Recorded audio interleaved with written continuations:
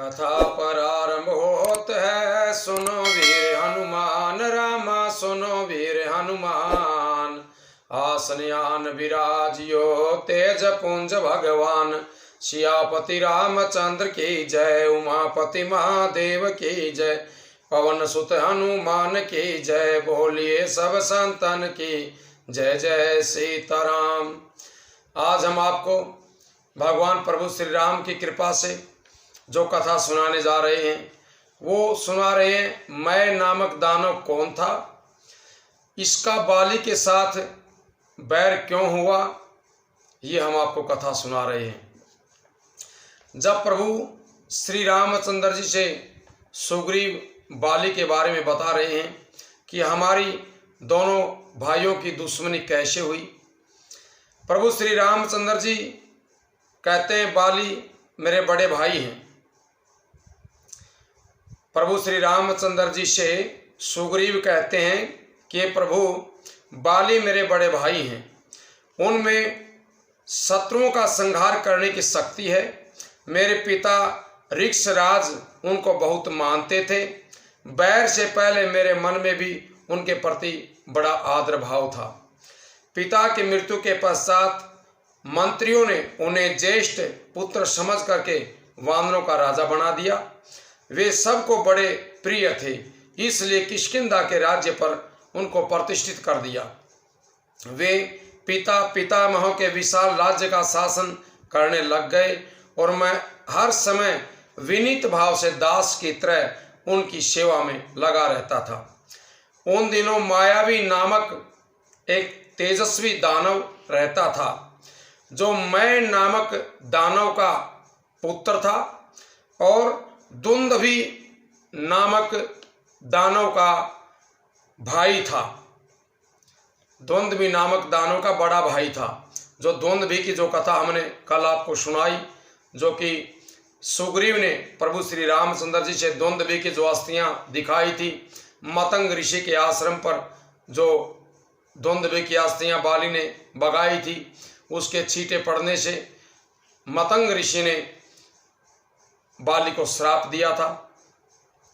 तो वही दुंदुभि का बड़ा भाई ये मायावी था, और उस दुंदुभि से इनकी जो दुश्मनी हुई थी बाली की, स्त्री के कारण इनकी आपस में दुश्मनी हुई थी। स्त्री के कारण बहुत बड़ा इनका बैर हो गया था। एक दिन आधी रात के समय जब सभी लोग सो गए, मायावी किष्किंधापुरी के दरवाजे पर आया। जो दुंदुभि का बड़ा भाई मायावी जो था, वो किष्किंधा नगरी के द्वार पर आया और क्रोध में भर करके गर्जने लगा तथा बाली को युद्ध के लिए ललकारने लगा। उस समय मेरे भाई सो रहे थे। उसका भैरवनाद सुन करके उनकी नींद खुल गई। उससे उस राक्षस की ललकार सही नहीं गई, इसलिए वे उसी समय वेगपूर्वक घर से बाहर निकल लिए। जब वे क्रोध करके उस श्रेष्ठ असुर को मारने के लिए निकले, उस समय मैंने तथा अंतपुर की स्त्रियों ने पैरों पड़ करके उन्हें जाने से रोका, परंतु महाबली बाली हम सबको हटा करके वहां से निकल गया। तब मैं भी प्रेमवश बाली के साथ बाहर निकल गया।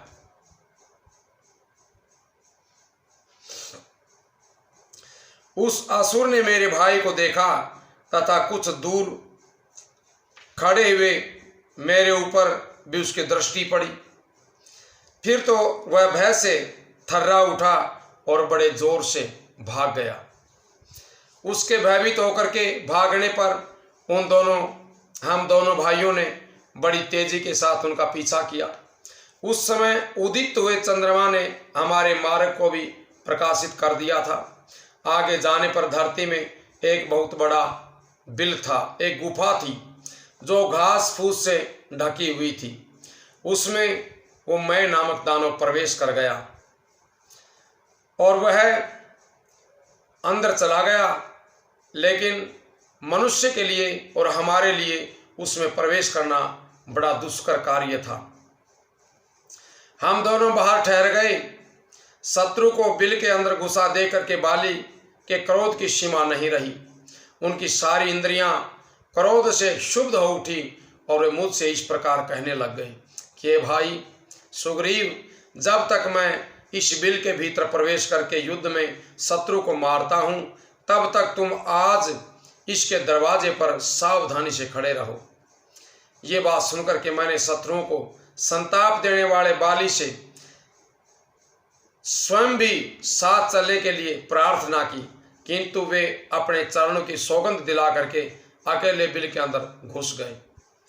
बिल के भीतर गए हुए उन्हें 1 साल से अधिक समय बीत गया और बिल के दरवाजे पर खड़े खड़े मेरा भी उतना ही समय निकल गया।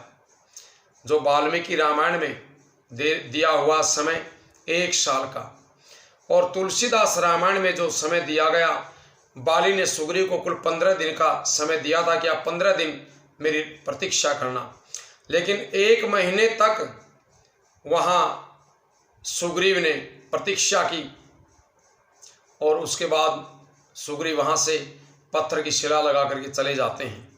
और वाल्मीकि जो रामायण है इसमें 1 साल तक का समय दिया हुआ है कि 1 साल तक बिल में घुसे रहे। जब इतने दिनों तक मुझे भाई का दर्शन नहीं हुआ, तब मैंने समझा कि मेरे भाई इस गुफा में ही कहीं खो गए हैं। उस समय भाई के प्रेम के कारण मेरा हृदय व्याकुल हो उठा। मेरे मन में उनके मारे जाने की शंका होने लग गई। उसके बाद बहुत समय के पश्चात उस बिल से अचानक खून की धारा बाहर बह के निकली। उसे देख करके मैं बड़ा दुखी हो गया। इतने में ही गरजते हुए असुरों की आवाज़ भी मेरे कानों में पड़ी। युद्ध में लगे हुए मेरे बड़े भाई भी गर्जना कर रहे थे, किंतु उनकी आवाज़ मुझे सुनाई नहीं दी। इन सब चिन्हों को देख करके बुद्धि का विचार करने पर मैंने निश्चय किया कि मेरे बड़े भाई मारे गए हैं। फिर तो उस गुफा के दरवाजे पर मैंने पर्वत के समान एक पत्थर की चट्टान लगा दी और उसे बंद करके भाई को जलांजलि दे दी और व्याकुल होकर के मैं किष्किंधापुरी में लौट आया। हे भाई, हे सखे, यद्यपि मैं इस यथार्थ बात को छिपा रहा था, फिर भी मंत्रियों ने यत्न करके सुन लिया। तब उन सब ने मिलकर के मुझे राज्य पद गद्दी के ऊपर बिठा दिया। हे रघुनंदन, मैं न्यायपूर्वक राज्य का संचालन करने लग गया। इसी समय अपने शत्रु के ऊपर विजय प्राप्त करके दानव को मार करके वानरराज बाली वापस घर लौट करके आए। लौटने पर मुझे राज्य पर यानी गद्दी पर बैठा हुआ देख करके उनकी आंखें क्रोध से लाल हो गई। मेरे मंत्रियों को उन्होंने कैद कर लिया और उन्हें कठोर बातें सुनाई। हे रघुवीर, यद्यपि मैं स्वयं भी उस पापी को कैद करने में समर्थ था, तो भी भाई के प्रति गुरु भाव होने के कारण मेरी बुद्धि में ऐसा विचार नहीं हुआ।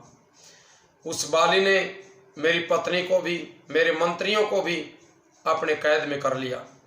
इस प्रकार शत्रु का वध करके मेरे भाई ने इस समय नगर में प्रवेश किया। उन महात्मा का सम्मान करते हुए मैंने यथोचित रूप से उनके चरणों में मस्तक झुकाया, तो भी उन्होंने प्रसन्नचित्त से मुझे आशीर्वाद नहीं दिया। हे प्रभु, मैंने भाई के सामने से झुक करके अपने मस्तक के मुकुट से उनके दोनों चरणों का स्पर्श किया, तो भी क्रोध के कारण बाली मुझ पर प्रसन्न नहीं हुए।